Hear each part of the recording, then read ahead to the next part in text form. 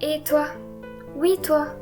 Tu trouves que la planète et l'humanité sont en continuelle perte et que rien ni personne ne peut arranger ça? Laisse-moi te prouver le contraire.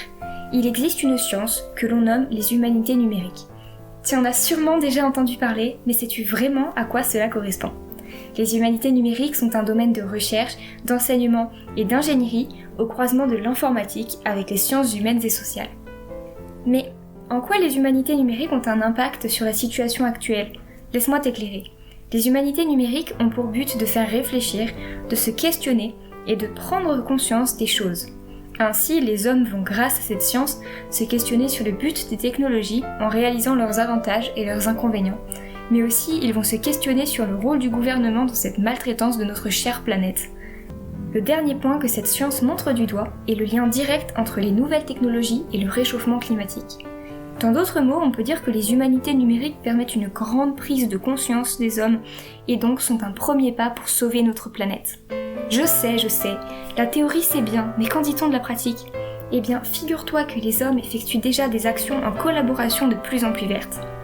On retrouve par exemple le G20, qui est une association de chefs d'État leur permettant de discuter sur les différents aspects écologiques, économiques et financiers. De plus, l'humanité développe de nouvelles façons de collaborer grâce au numérique, notamment depuis la crise du coronavirus. Je sais, tu vas me dire qu'Internet pollue et que collaborer via cette plateforme tue lentement notre planète. D'un côté, tu as raison, car de nombreux moteurs de recherche rejettent de grandes quantités de CO2 à cause de l'alimentation de leurs serveurs. Cependant, un nouveau concept de moteur de recherche permettant de planter des arbres toutes les 45 recherches est en pleine émergence. Ce moteur de recherche se nomme Ecosia et il alimente ses serveurs en favorisant des sources d'énergie plus vertes. On observe donc que grâce à toutes ces solutions concernant le numérique, l'homme fait de grands efforts pour réduire son impact environnemental.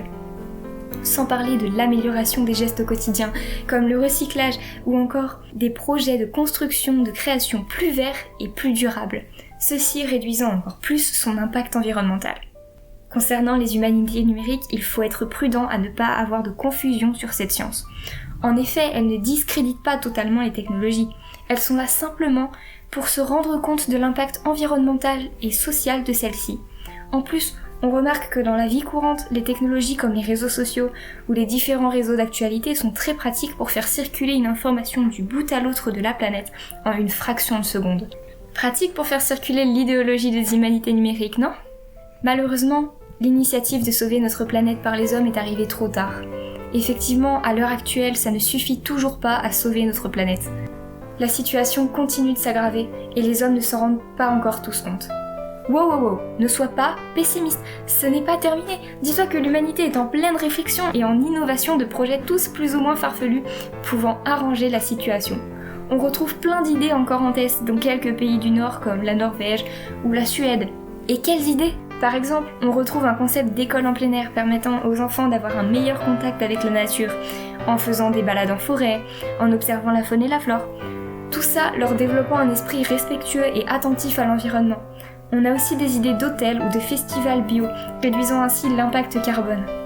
Au niveau technologique, on a des projets d'allongement de la durée de vie des objets via le réemploi et l'augmentation de la durée de garantie.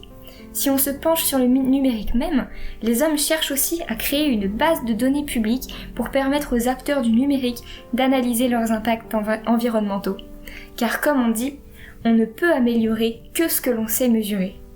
Une dernière forme de projet est de mêler le numérique aux responsables en favorisant la formation au numérique plus responsable. Ceci en créant une plateforme d'information numérique et environnement. Tu vois, l'humanité est dotée d'une intelligence merveilleuse qui, j'en suis sûre, permettra la survie de notre planète et la création d'un équilibre entre le confort des hommes et la protection de la planète. Alors, convaincu ?